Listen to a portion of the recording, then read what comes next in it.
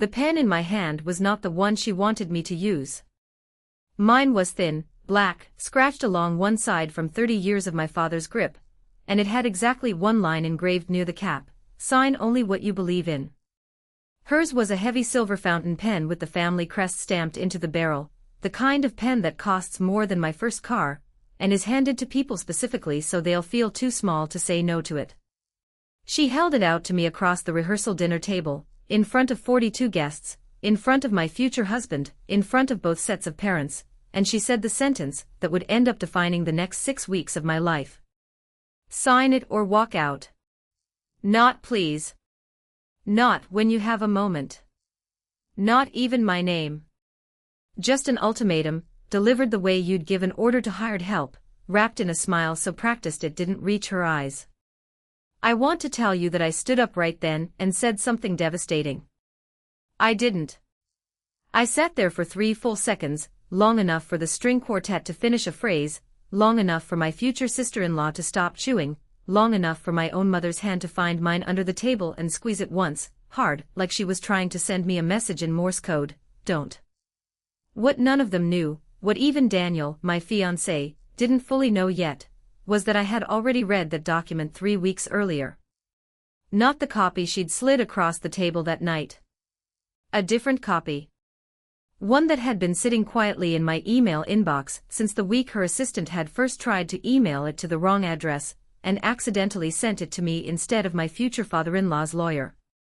I had read every clause. I had understood exactly what it was designed to do. And I had already decided, 3 weeks before that dinner, exactly what I was going to say the moment she finally worked up the nerve to ask me in public. She thought she was cornering me. She had no idea she'd just walked into the one conversation she couldn't win. My name doesn't matter for this story, so I'll just tell you who I was before any of this started, because I think it matters for you to understand that I wasn't some pushover who wandered into a wealthy family with stars in her eyes. I was 31 years old. I had spent the previous 9 years building a career as a contracts and compliance specialist for a mid-sized logistics company, the kind of unglamorous job where you read the fine print in other people's agreements for a living and get very, very good at spotting the sentence buried on page 14 that changes the meaning of everything above it. I owned my apartment outright, a small 2-bedroom condo I'd bought at 26 after 5 years of aggressive saving, and a lot of dinners that were just rice and whatever vegetables were on sale. I had a retirement account that made my friends laugh because I contributed to it religiously, even the year my car died, and I had to take the bus for 4 months to keep the numbers where I wanted them. I wasn't rich. I wasn't even close to rich. But I was mine. Everything I had built with my own 2 hands, and there is a particular kind of quiet confidence that comes from that. Nobody can take something from you that you know in your bones you earned. I met Daniel at a mutual friend's barbecue 2.5 years before that rehearsal dinner. He worked in commercial real estate development, which I later learned was a polite way of saying his family owned a chain of event venues and hotel properties across 3 states, and he'd been given a junior executive title at 24 that most people spend 15 years earning. But when I met him, none of that was obvious. He showed up to the barbecue in a faded t-shirt, helped fix someone's broken folding table without being asked, and spent 45 minutes talking to me about a documentary on urban planning that I don't think anyone else at that party had watched. He was kind in the specific way that's hard to fake, the kind where he remembered that I'd mentioned my grandmother's birthday 6 weeks earlier and texted me on the actual day. The kind where on our 3rd date, when I told him I'd grown up with a single mother who cleaned houses for a living, he didn't flinch or change the subject or ask a follow-up question designed to figure out how much money I did or didn't have. He just said, "That sounds like it made you tough," and meant it as a compliment, not a diagnosis. It wasn't until our 6th month together that I met his mother, Linda, and I want to be fair here, because fairness matters to me even when I'm telling a story about someone who hurt me. Linda was not a cartoon villain in every scene of her life. I watched her be generous with waitstaff who clearly knew her. I watched her write a check to a children's hospital fundraiser without being asked twice. I think, somewhere underneath 61 years of being the undisputed matriarch of a family with real money and real reputation to protect, there was probably a woman who loved her son, and was terrified, in her own controlling way, of losing her grip on him. That doesn't excuse what she did. But it's true, and I think stories like this are more honest when you admit that the people in them aren't monsters in every frame. They're just people who let one fear, one need for control, curdle into something that hurts everyone around them, including themselves. What I noticed early, though, was the temperature change whenever Daniel's success came up in a room and mine didn't. At a family dinner in our first year together, his older sister asked what I did, and when I explained my job, Linda said, brightly, to the table, "Well, someone has to keep the wheels turning," in a tone that made it very clear which of us she thought was the wheel, and which of us was the one steering. I let it go. You let a lot of things go, in the beginning, when you're trying to build something with someone, and his family is the price of admission. By our second year together, Daniel proposed on a Tuesday, in our kitchen, with no ring box theatrics, just him getting down on one knee while I was mid-sentence about a work email, saying, "I don't want to wait for a special occasion to ask you this because every day with you already feels like one." I said yes before he finished the sentence. That's the marriage I thought I was walking into. That's the man I thought I knew completely. I want you to hold on to that image of him, because it matters for what happens later. I should also tell you about the year before I met Daniel, because it shaped how carefully I entered everything that came after. My father had died 3 years earlier, quickly, of a heart condition none of us knew he had until the week it took him, and in the aftermath I'd learned exactly how fragile a family's sense of unity can be once money and grief mixed together. There was a small life insurance payout, barely enough to matter in the grand scheme of things, and even that modest amount had turned 2 of my father's siblings against each other for the better part of a year. I watched 2 people who'd once been close as children stop speaking over a disagreement about $11,000, and I remember thinking, even then, long before I understood how relevant it would become, that money doesn't create character flaws in people so much as it reveals the ones that were always quietly there. That experience made me careful in a way some of my friends found almost exhausting. I read everything before I signed it, apartment leases, phone contracts, even the terms and conditions on apps, which I know sounds obsessive, but it had become simply who I was by the time I met Daniel. My roommate at the time used to joke that I'd make a terrible impulse decision if my life depended on it, and she wasn't wrong. I liked to know exactly what I was agreeing to before I agreed to it. It had served me well in my career, and it would end up serving me even better in my marriage, though I couldn't have known that yet. Daniel's family, by contrast, moved through the world with the specific ease of people who had never once had to read the fine print on anything, because for most of their lives, they had been the ones writing it. Richard's grandfather had started with a single banquet hall in the 1960s, and 3 generations later the family controlled a portfolio of event venues and boutique hotels spread across 3 states, worth, depending on who you asked and how generous the appraisal, somewhere between $40 and $60 million. Daniel had grown up with a driver taking him to school some mornings and had still, somehow, turned out to be a genuinely kind, unpretentious person, which I've since come to believe is rarer in that world than people assume, and which is exactly why I fell for him as hard and as fast as I did. But growing up inside that kind of wealth also meant growing up inside a very specific kind of family gravity, one where Linda's opinion functioned less like a mother's preference and more like a boardroom directive. Daniel told me once, early in our relationship, almost as a throwaway comment, that his older sister's first marriage had ended partly because his mother had never fully accepted her first husband, a schoolteacher Linda had reportedly described, more than once, as a lovely hobby, not a life plan. I remember filing that comment away without fully understanding, yet, how much it would come to explain later. Here's the part of the story where I have to say something that might sound strange. Not every wealthy family that pressures a future daughter-in-law is doing it out of cruelty. Some of them are doing it out of a genuine, if badly executed, fear of losing what they built, and some prenup-style requests, when they come from a place of honesty and are handled with basic respect, are not unreasonable things to ask for. I want to be fair to that reality, because I think it's important, and because this story only works if you understand that I wasn't opposed to protecting a family business on principle. I was opposed to how it was done to me. That distinction is the entire story. The document first appeared 8 months before the wedding, on a Sunday afternoon that started, like most things with Linda, disguised as something else entirely. She'd invited Daniel and me over for what she called a casual lunch to talk logistics, and I remember feeling almost relaxed walking into that house, because by then I'd learned that Linda's ambushes usually came with more warning than that: a specific dress code request, a strange guest list she'd want to discuss, a pointed comment about keeping things simple, that meant the opposite. This felt, at first, like an actual lunch.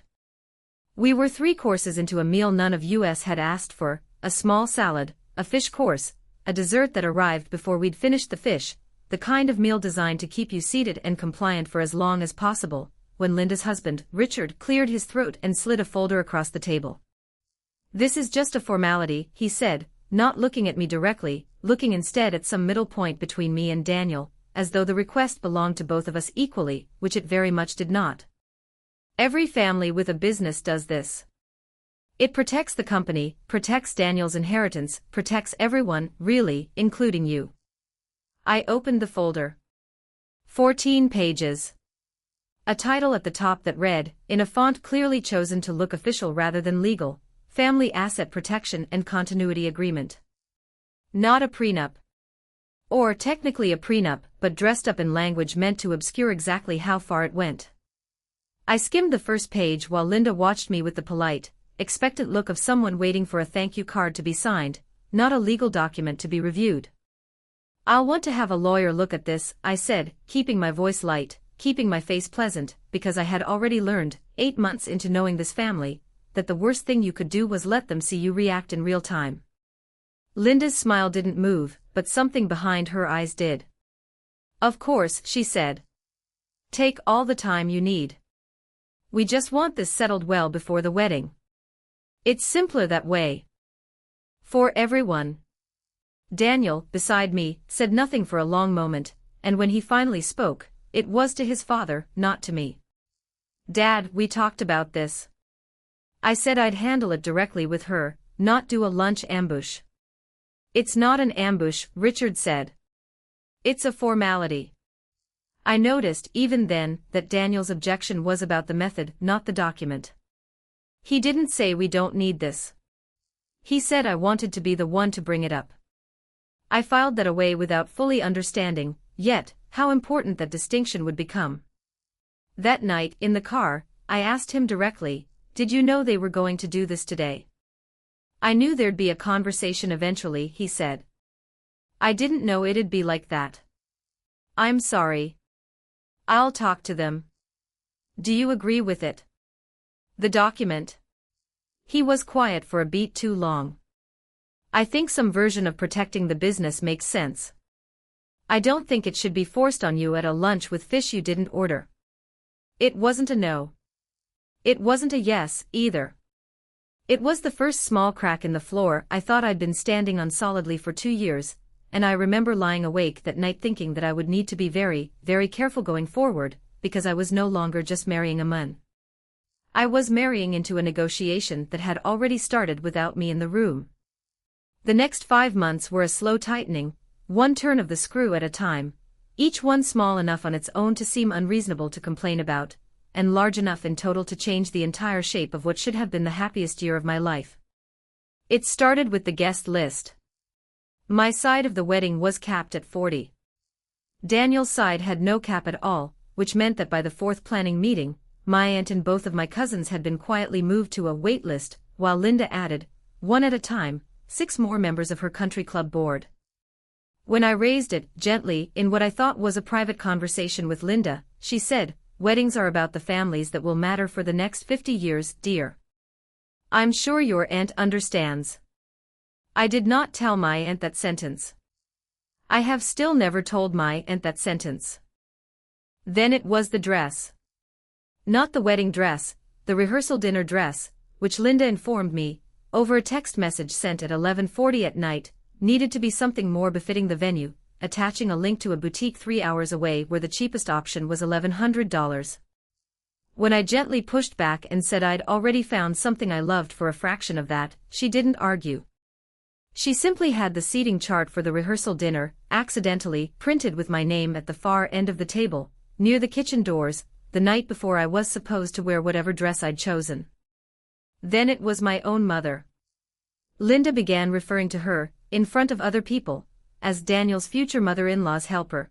A bewildering phrase that I eventually understood was Linda's way of implying my mother would be assisting with the catering staff rather than sitting as an honored guest, simply because my mother had once mentioned, in an offhand comment months earlier, that she used to work in event catering before she raised me alone.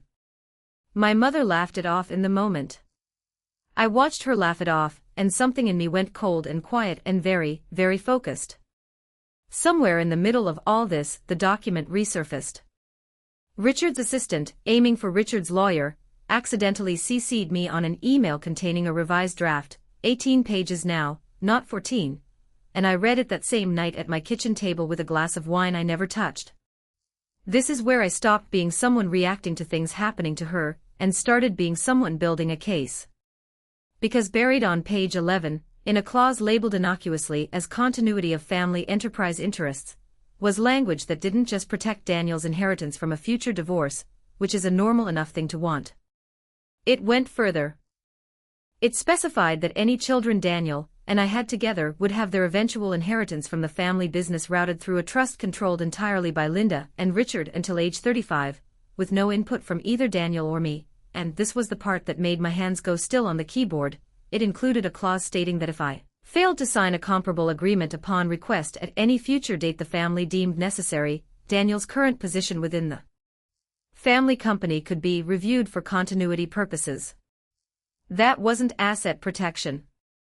That was a leash. Not just on me. On Daniel too, disguised as protecting him. I didn't say anything to anyone yet. I started keeping a folder of my own instead. Every text message from Linda, every seating chart, every dress link, every offhand cruel comment, dated and screenshotted, the same instinct that had made me good at my job for 9 years now turned quietly, methodically, on my own future family. I told myself I was just being careful. I think, if I'm honest, I already knew I was building something I might eventually have to use. Somewhere in that same stretch of months, Linda began a quieter campaign that took me longer to recognize for what it was, because it didn't look like cruelty at first. It looked like generosity. She started offering to help with wedding costs in ways that were never really about money at all. She'd pay the deposit on a venue before Daniel and I had finished discussing whether we even wanted it, then mention, gently, over dinner, how much simpler things were when everyone was on the same page. She hired a wedding planner without asking either of us, a woman named Corinne who reported directly to Linda, and who, I noticed within 2 meetings, treated every preference I expressed as a suggestion to be gently overridden rather than a decision to be respected. When I asked for a smaller floral budget so we could put more money toward the honeymoon, Corinne nodded warmly, said of course, I'll pass that along, and the final floral order came in 40% over what I'd requested, paid for, I later learned, directly by Linda's card without either of us being consulted.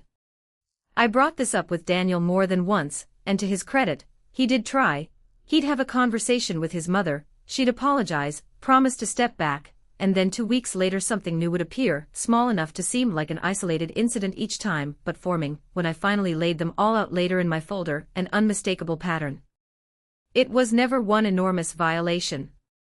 It was 60 small ones, each individually deniable, each one designed so that if I ever complained, I'd sound unreasonable complaining about a single flower order or a single seating chart, when the truth was that the volume itself was the problem. There was the week Linda took me dress shopping, a kindness, on its surface, one I'd actually looked forward to, having lost my own mother's mother young enough that I'd never had a grandmother to do this with. But at the boutique, every dress I gravitated toward, Linda found a reason to steer me away from, always framed as helpfulness. That silhouette won't photograph well against the venue's columns. I just think something with more structure says more about who you're becoming. By the 4th dress, I understood I wasn't being helped. I was being redirected, gently and relentlessly, toward whatever version of me Linda had already decided she wanted walking down that aisle. I ended up buying my actual wedding dress alone, 3 weeks later, on a Tuesday afternoon I told no one about until it was already paid for. There was also the matter of the engagement photos. Linda had a specific photographer she insisted on using, a woman who had shot every major event the family had hosted for a decade, and when the proofs came back, I noticed that in nearly every group shot, the photographer had positioned Linda and Richard at the visual center of the frame, with Daniel and me slightly off to one side, almost like guests at our own engagement celebration rather than the reason for it. When I mentioned it lightly to Daniel, he laughed it off as just how she shoots weddings, but I kept the photos anyway, added them to the folder, because by then I'd stopped believing anything in that family happened entirely by accident. The escalation kept climbing. At my bridal shower, hosted, notably, by Linda, at her country club, with a guest list she'd curated herself, she stood up during the gift opening to make a toast and said, in front of 60 women, most of whom I'd never met, "We're just so glad Daniel found someone who'll finally settle him down. God knows he needed the stability." The way she said stability landed like an accusation, not a compliment, as though I were a leash rather than a partner, and half the room laughed the polite, uncertain laugh people do when they sense something is wrong but don't know what. 2 weeks later, Linda called a family meeting Daniel, his sister, his father, and me, no lawyers, no notice, and slid the document across the table for the second time, now at 19 pages, and said the agreement really did need to be finalized before the invitations went out for planning purposes. I said, again, that I wanted my own attorney to review it fully before signing anything. Linda's sister-in-law, seated beside her, recruited, I would later learn, specifically for this meeting, said, "It's a little strange, don't you think, that she keeps stalling on something so standard," directly to Daniel, as though I weren't in the room at all. That was the first time I saw real anger cross Daniel's face on my behalf. "She's not stalling," he said. "She's being responsible. That's supposed to be a good thing in this family, isn't it?" Nobody answered him. I went home that night and finally opened my own laptop and did something I'd been putting off for weeks, not because I didn't know how, but because doing it would mean admitting to myself that I no longer trusted this to resolve on its own. I emailed an old law school classmate of mine who now specialized in family and estate law, attached both versions of the document I had, the original 14 pages and the leaked 18-page revision, and asked her, plainly, to tell me everything wrong with it. She wrote back within 2 days with 4 pages of notes, and one line near the top that I read probably 15 times that week: "This isn't a prenup. This is a control mechanism wearing a prenup's clothes. Don't sign this without major revisions, and honestly, I'd be surprised if your fiancé's family would even accept the revisions you'd need." I didn't confront anyone with that yet. I kept it in the folder. I kept building. And every time Linda made another small cut, moving my father's old friend off the ceremony program, forgetting to invite my coworkers she'd previously approved, telling the florist my chosen colors wouldn't photograph as elegantly as the ones she preferred, I added it to the record, and I said less and less out loud, because I had learned, somewhere in those 5 months, that the version of me who reacted immediately gave her exactly what she wanted, a reason to say I was too emotional to be trusted with anything important. By the time we reached the week of the wedding, I had a folder with over 60 entries in it, 2 legal opinions from my classmate, and a fully formed plan that I had not shared with a single person, including, and this is the part that still makes my chest tight when I think about it, including Daniel. 3 days before the rehearsal dinner, I almost called the whole thing off. Not the marriage. The plan. Every part of me. I sat on the floor of my apartment at 11 at night, surrounded by wedding logistics I no longer had the energy to care about, and I let myself, for the first time in months, actually feel the exhaustion instead of managing around it. I remember thinking, I could just sign it. It would be so easy. One signature, and the tension would drain out of every room I walked into with this family. Linda would finally soften. The seating charts would stop mysteriously changing. My mother would stop being introduced as the helper. All I had to do was pick up a pen, any pen, even her pen, and make it stop. I called my own mother that night, not Daniel, because I needed someone who had never once asked me to shrink myself for anyone's comfort. I told her everything, the document, the folder, the leaked emails, the exhaustion. She listened without interrupting, the way she always has, and when I finished, she said something I still think about. "You've spent your whole life making sure nobody could ever say you didn't earn what you have," she said. "Don't let a woman with a fancier pen convince you that signing away your voice is the price of being loved. If Daniel loves you the way you think he does, he won't need you to disappear to prove it." I sat with that for a long time after we hung up. I thought, too, about a conversation I'd had with Daniel almost a year earlier, before any of this started, back when things were still simple between us. We'd been lying on my couch on a lazy Sunday, and I'd asked him, half joking, what he thought made a marriage actually last, given how many he'd watched fall apart around him growing up in a world where prenups were handed out like party favors. He'd said, without hesitating, I think it's whether both people still feel like a team when things get hard, or whether one of them starts negotiating like it's the two of them against each other. I remember laughing at the time, thinking it was a sweet, slightly naive answer from someone who'd never actually had to test it. Sitting on my floor that night, 8 months into an engagement that had started to feel less like a partnership and more like a slow, polite hostage negotiation, I wondered whether he even remembered saying it, and whether he'd still believe it once his own mother was the one drawing the line down the middle of the room. I also let myself, that night, consider the version of my life where I simply left. Not called off the wedding out of spite, but quietly, honestly, admitted that maybe loving Daniel wasn't going to be enough to survive marrying his family. I pictured it in detail, canceling vendors, the awkward conversation with my own mother, the relief that some small, tired part of me knew would come with no longer having to manage Linda's next move. I let myself sit in that picture for almost 20 minutes, not because I wanted it, but because I needed to know I could survive it if it came to that. I think that's an underrated kind of strength, actually, not the strength to leave, necessarily, but the strength to know, clearly and calmly, that you could, and to only choose to stay because you actually wanted to, not because you felt trapped into it. By the time I got up off that floor, sometime after midnight, I wasn't the same version of myself who'd sat down on it 3 hours earlier. I'd stopped hoping this would simply resolve itself if I was patient and agreeable enough. I'd started, instead, preparing for the version of the story where I'd have to stand up for myself with no guarantee that anyone else would stand up beside me.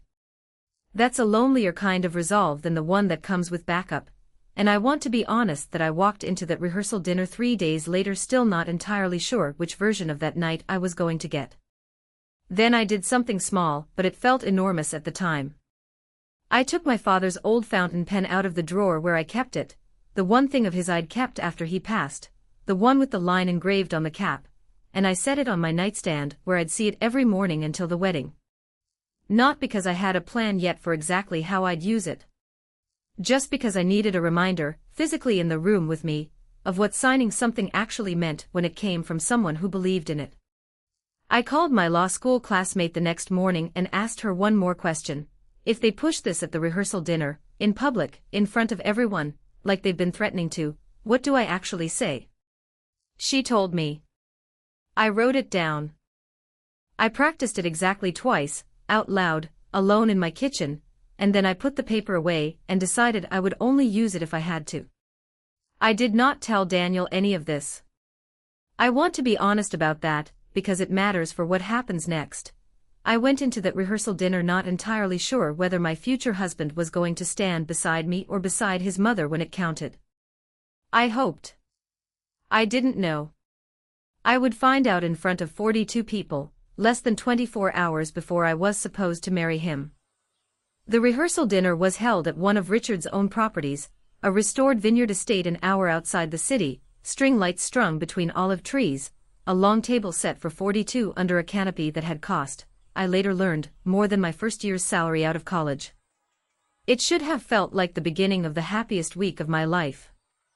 Instead I sat through the first course with my father's pen in my clutch, the folder's contents memorized, and a strange, steady calm that felt less like peace and more like readiness. Linda waited until dessert. She stood, tapped her glass with that same silver fountain pen, and the table quieted the way tables quiet for people used to commanding rooms. She gave a toast first, warm, funny, the kind of toast that made 3 guests tear up, the kind of toast that made me, for one unguarded second, wonder if I'd been wrong about her all along. And then, as the applause died down, she reached into a leather folio beside her chair, and I understood immediately that the toast had been the setup, not the point. Before we finish tonight, she said, still smiling, still warm, there's one small piece of business, Richard, and I have been hoping to wrap up, just so everyone can relax fully into the wedding tomorrow with nothing hanging over us. She walked the length of the table as she spoke, document in one hand, her pen extended in the other, until she was standing directly behind my chair. It's really just a formality at this point. We've been patient. We just need a signature tonight, so the lawyers can finalize everything first thing in the morning. She set the document in front of me. 19 pages, the version I already knew by heart. She held the pen out toward me, close enough that I could see the crest catch the string lights. "Sign it or walk out," she said. The words landed exactly like she'd rehearsed them, light enough to sound like a joke to anyone not paying close attention, sharp enough that everyone at that table understood precisely what she meant. I heard my future sister-in-law's fork stop against her plate. I felt my mother's hand find mine under the table. I looked at the pen. I looked at the document. And then I reached, not for her pen, but into my own clutch, and set my father's pen on the table beside it, not to use it yet, just to let it sit there, small and unimpressive next to that silver one, a quiet contradiction nobody but me understood the weight of yet. "I've actually already read this one," I said, keeping my voice level, pitched just loud enough to carry to the whole table without shouting, the exact tone my classmate had coached me toward 2 nights earlier. "Not tonight's copy. The one from 6 weeks ago. The 18-page version that got accidentally sent to my email instead of Richard's lawyer's." Linda's smile flickered, just barely, the first crack I'd seen in 5 months of watching for one. "And I had my own attorney review it," I continued. "Twice, actually. Once when it was 14 pages and again at 18. I imagine it's 19 now, which means there's a new clause I haven't seen yet, and I'd very much like to know what it is before anyone at this table decides tonight is the night for pens." The vineyard was very, very quiet. Somewhere behind Linda, I saw Richard's jaw tighten.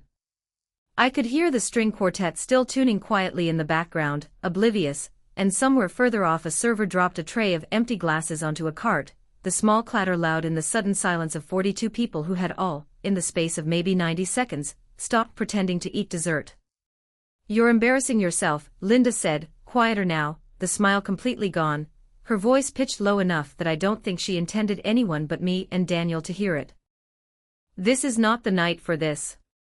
"You made it the night for this," I said again, because it was true, and because I'd promised myself, sitting on my apartment floor 3 nights earlier, that if this moment came, I would not let her rewrite the sequence of events even as they were still happening.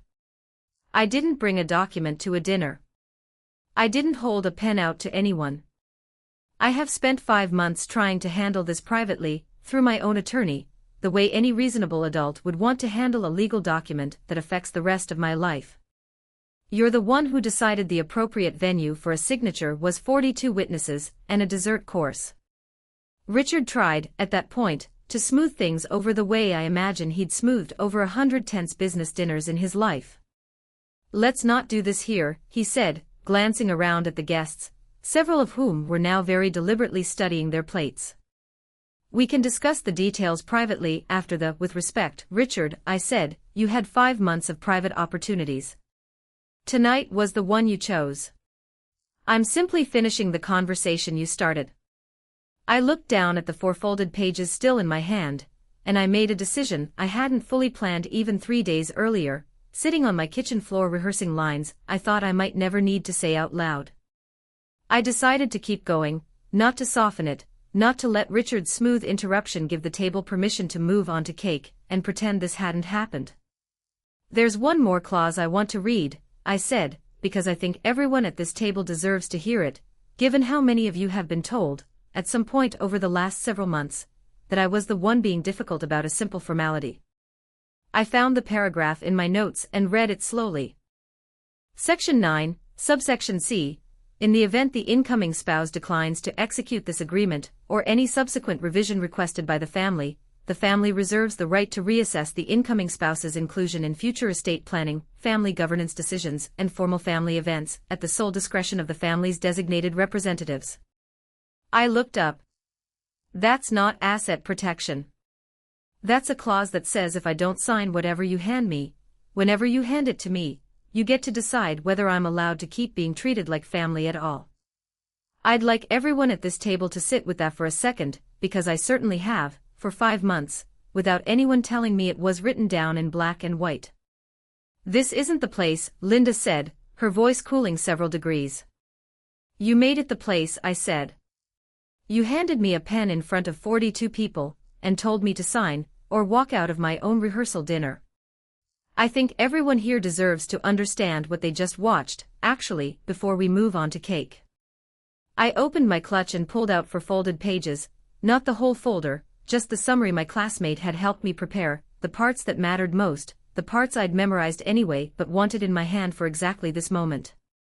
I read one sentence aloud, the one about the trust controlling any future grandchildren's inheritance, until age 35 with no input from either parent. I read the sentence about Daniel's position at the company being reviewed for continuity, if I ever declined to sign a future version of this agreement. "That's not protecting a family business," I said. "That's a leash with 2 collars on it. One for me and one, I think, for your own son, that he might not have fully clocked yet either." I watched Daniel's face change while I spoke, and I want to be precise about this moment, because it's the one that mattered most in this entire story. He hadn't known about the continuity review clause. I could see it land on him in real time. The specific stillness of someone realizing his own name had been used as collateral without his knowledge. He picked up the copy in front of his own place setting. He had one too, I realized. They'd printed one for him to sign as a formality of consent, and flipped to the page I'd just quoted, reading it himself for the first time in front of everyone. Then he stood up. Not dramatically. He didn't raise his voice. He set the document down flat on the table, the way you'd set down something you'd decided you were finished holding, and he looked at his mother, not at me. "Is this true?" he asked her. "The part about my position being reviewed if she doesn't sign some future version of this. You put that in without telling me?" "Daniel, it's just, is it true?" Richard answered instead, quietly. "It's standard language for continuity purposes, son. Every family business." "I didn't ask about every family business," Daniel said. "I asked if my job, my career, the thing I've worked at for 6 years, was written into a document as leverage against the woman I'm marrying tomorrow, without either of us knowing." Nobody at the table answered him for a long moment. "Yes," Linda finally said, quietly, the toast voice completely gone now. "It's a safeguard. That's all." "A safeguard against what?" Daniel said. "Against her having equal say in our own family. Against me marrying someone you don't fully control." He turned, finally, to me, and something in his face had gone very steady, very certain, in a way I hadn't seen from him in the 5 months since that first lunch. "I am so sorry. I should have pushed harder on this months ago. I let this go on way longer than I should have because I kept telling myself it would resolve itself, and that's on me." Then he turned back to the table, to all 42 guests, to his mother still holding her silver pen, to his father, to his sister, and he said the thing I will remember for the rest of my life, the thing that turned this from my fight into ours. "There's no signature happening tonight," he said. "Not from her, and not from me. If this family wants to talk about protecting what we've built, we can talk about it with both our lawyers in a room, on both our terms, after the wedding. Not across a rehearsal dinner table with a pen shoved at her like a threat. I love you, Mom. But I'm not going to let you do this to my wife the night before I marry her." Linda didn't say anything for a long moment. Then, quietly, in a voice I'd never heard from her before, smaller, older, almost uncertain, she said, "I just wanted to make sure this family stays protected." "It will," Daniel said. "By both of us. Not against her." What happened next surprised me almost as much as Daniel standing up in the first place.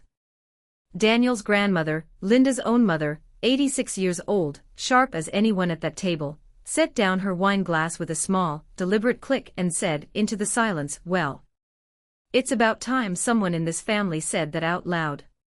She looked directly at Linda. "I sat through the exact same speech from your mother-in-law 40 years ago, Linda. I signed what she put in front of me because nobody told me I was allowed to say no. I have regretted it for 40 years, and I have watched you become the person who did it to someone else, and I did not say anything, because I told myself it wasn't my place. She turned to me. It's your place to say no. I'm sorry I never told my own daughter that. Linda's face, for just a moment, lost every trace of the composure she'd walked into that dinner with. I watched something genuinely uncertain move across it, not defeat exactly, but the specific look of a person realizing that the story she'd told herself about her own life for 4 decades had just been contradicted, out loud, by the one person whose approval she'd probably spent those same 4 decades trying to earn. Richard, to his credit, was the one who finally broke the silence in a way that actually helped rather than deflected. He picked up the document, closed the folder over it, and set it down at the far end of the table, away from both me and Linda. This ends tonight, he said, quietly, mostly to his wife. Not the marriage. The document. We'll revisit protecting the business the right way, with everyone's lawyer in the room, after they're back from the honeymoon. Tonight is supposed to be about them. He looked at me, and for the first time in 5 months, I felt like he was actually seeing me rather than assessing me. I'm sorry. I let this go further than it should have because I told myself it was Linda's project to manage, not mine to stop. That's on me too. Not everyone at that table reacted the way Richard and the grandmother did. Daniel's aunt, the same relative who'd been recruited weeks earlier to accuse me of stalling, sat through the entire exchange with her arms crossed, and her expression unreadable, and later, at the wedding itself, she offered me a tight, wordless hug that felt less like reconciliation and more like a formality she felt obligated to perform. I've learned in the years since, that not every person who watches an injustice happen chooses, in the moment, to say something about it, and that you can't measure the value of standing up for yourself by how many people in the room applaud you for it. Some of them will stay quiet no matter what you say, and that's not a failure on your part. It's simply who they were before you ever opened your mouth. I wish I could tell you the rest of the night was easy after that, but I want to be honest with you the way I've tried to be honest through this whole story. It wasn't easy. Linda left the vineyard early, without saying goodbye to me, and Richard stayed only long enough to shake a few hands and make a quiet excuse about an early morning. My future sister-in-law found me by the olive trees 20 minutes later and said, simply, I've watched her do this to 2 of my own friends' relationships. I'm sorry I never said anything, which told me this had never been about me specifically. It was a pattern, and I'd simply been the first person in a long time who'd come prepared for it. The wedding happened the next day exactly as planned, minus one document that never got mentioned again by anyone. Linda attended. She sat in the front row. She did not give a toast at the reception, which I understand, secondhand, was entirely her own choice, not a punishment anyone imposed on her. She hugged me at the end of the night, briefly, stiffly, and said, I hope you'll be good to him, which was not an apology, but which I chose, that night, to accept as the closest thing to one I was going to get. 6 weeks after the wedding, Daniel and I sat down with our own lawyer, not Richard's, not mine, a neutral third attorney we chose together, and drafted a much shorter document, 4 pages instead of 19, that protected the actual, reasonable things worth protecting. Existing separate assets, a basic framework in case of divorce, nothing about future children, nothing about anyone's job being contingent on anyone's signature. Linda and Richard were shown the final version. They signed off on it without complaint, which told me everything about what the original document had really been for. I still have my father's pen on my nightstand. I never actually used it that night at the vineyard. I didn't need to in the end, because the moment that mattered wasn't a signature, it was Daniel standing up. But I keep the pen there anyway, because it reminds me of something I want to say directly to you. If you've made it this far into a story about someone else's mother-in-law and someone else's wedding, you are allowed to love people and still refuse to disappear for them. You are allowed to walk into a family with less money, less history, less status, and still insist on being treated like an equal, not a liability to be managed. And if the person you love is worth marrying, they will eventually stand up, not perfectly, not always on the first try, sometimes only when the document is finally shoved far enough in your face that they can't pretend not to see it anymore, but they will stand up, and when they do, you'll know the way I finally knew, that you didn't just marry a person. You married someone who chooses you, in public, even when it costs him something. Linda never apologized directly, not once, not in so many words. But for months after the wedding, a small package arrived at our apartment with no note attached. Inside was a fountain pen, not the silver one, a different one, simple, black, the kind you could actually imagine someone choosing because they liked it rather than because it announced something. I don't know exactly what she meant by it. I've chosen to believe it was the only apology she knew how to give. I keep it in the same drawer as my father's. I haven't used it yet. Maybe someday I will for something that actually deserves it. Things with Linda didn't transform overnight into something warm and easy, and I think it would be dishonest of me to pretend they did just because the story has a satisfying shape to it. For the first several months of our marriage, our interactions were polite but careful, the kind of politeness that exists between two people who have both decided a full-scale war would cost more than either of them wants to pay, without either of them fully forgiving the other for how they got there. She stopped commenting on my career. She stopped rearranging seating charts. She started, slowly, asking actual questions about my work instead of making offhand remarks about the wheels turning, and I don't know if that came from genuine reflection or simply from watching her son draw a line she'd never seen him draw before, but either way, I noticed it, and I let myself soften toward her by exactly as much as she earned.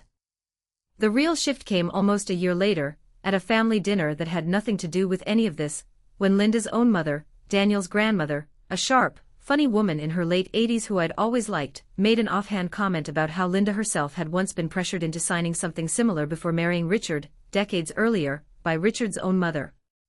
Linda went quiet at the table in a way I'd never seen from her, and later that night, after everyone else had gone home, she found me alone in the kitchen and said, without any preamble, "I know what I did wasn't fair to you." I told myself I was protecting the family. I think, if I'm honest, I was just doing to you what was done to me, and telling myself it was different because I loved my son more than she loved hers. It wasn't a perfect apology. It didn't erase 5 months of dress shopping and seating charts, and a 19-page document held out like a leash at my own rehearsal dinner. But it was real, and I could tell it cost her something to say it, and I chose, that night, to let it be enough of a beginning. Daniel and I still talk about that rehearsal dinner sometimes, usually late at night, usually when one of us brings up something small that reminds us of it, a pen on a desk, a folded document, a particular tone of voice at a family gathering. He told me once that the moment he read that clause about his own job being reviewed for continuity was the moment he finally understood, all the way down, that his mother's love for him had always come with fine print he'd simply never bothered reading, because he'd never had a reason to before. "I think I needed you to hand me the version of me that wasn't hers," he said once, and I think that's true of a lot of people who grow up inside a family's gravity so completely they can't see the shape of it until someone from outside points at it directly. We've been married 3 years now. We don't have a fourth pen sitting in a drawer somewhere waiting for a decision about children and trusts and continuity clauses. When that conversation eventually comes, if it comes, it will happen the way every real decision in our marriage happens now. The two of us, together, choosing what we believe in before anyone hands either of us a pen and tells us to hurry up and sign. If you've ever sat at a table with a pen pushed toward you and felt the whole room waiting for you to shrink, I hope this story finds you at the right moment. You don't have to sign what you don't believe in. Not for peace, not for approval, not even for love, because the love that's actually worth keeping was never going to require it of you in the first place. I think about my father sometimes when I look at that pen on the nightstand, and about the line he had engraved on it decades before any of this happened, back when he was a young man signing his own name to a mortgage he could barely afford on a house he was determined to give my mother anyway. I never got to ask him what moment in his own life had made him choose that particular sentence to carry with him for the rest of it. I like to think it was something small and private, the way most of the truest things in a person's life usually are, not a courtroom, not a boardroom, just a quiet decision made once, early, that he then spent the rest of his life keeping. I think that's really what that pen was always trying to teach me, long before I understood I'd need the lesson, that the value of a signature was never in the pen itself, or in who was holding it out to you, or in how many people were watching you decide. It was always just in whether you meant it. I've thought a lot, in the years since that dinner, about what would have happened if I'd simply signed the document the first time it was handed to me, back at that strange, overlong lunch with the fish course nobody had asked for. I think about the version of my life where I said yes quickly, to keep the peace, to make Linda soften faster, to avoid the 5 months of small cuts, and the one enormous one at the end. I think I would have spent the rest of my marriage negotiating from a position I'd handed away before I'd even understood what I was giving up. I think Linda would have kept pushing, not because she's uniquely cruel, but because people who are used to getting what they want rarely stop simply because you gave it to them easily. They stop, if they stop at all, when they meet someone who makes it costly to keep asking. I don't say any of this to suggest that every family negotiation needs to end in a public confrontation at a rehearsal dinner. Most of them shouldn't, and most of them don't have to, if the people involved are willing to have honest conversations early, in private, before resentment has 5 months to compound into an ultimatum delivered over dessert. I got lucky, in a strange way, that Daniel was capable of standing up the way he did once he finally understood the full shape of what his family had been asking of both of us.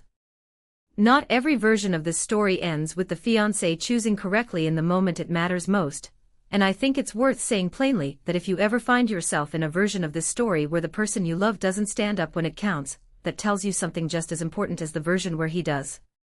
What I keep coming back to, though, 3 years later, married, settled, mostly at peace with the family I married into, is how much of this entire ordeal could have been avoided if Linda had simply asked instead of demanded. I don't think protecting a family business is inherently wrong.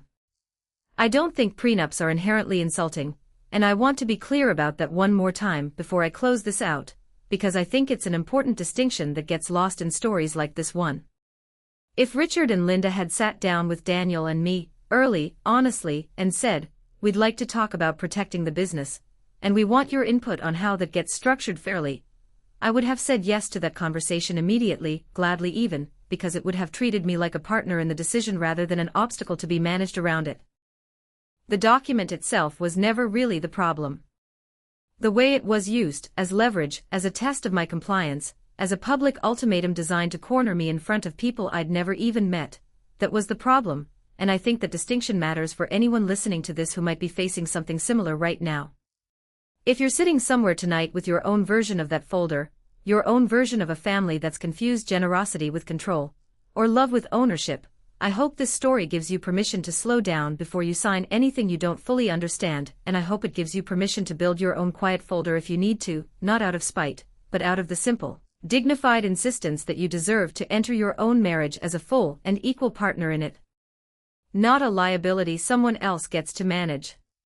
If this story meant something to you, tell me in the comments which moment hit hardest: the pen on the nightstand, the grandmother finally speaking up after 40 years of silence, or the moment he finally stood up. And if you want more stories like this one, make sure you're subscribed, because there are a lot more tables, a lot more pens, and a lot more people out there who just need to hear, once, from a stranger, that they're allowed to say no.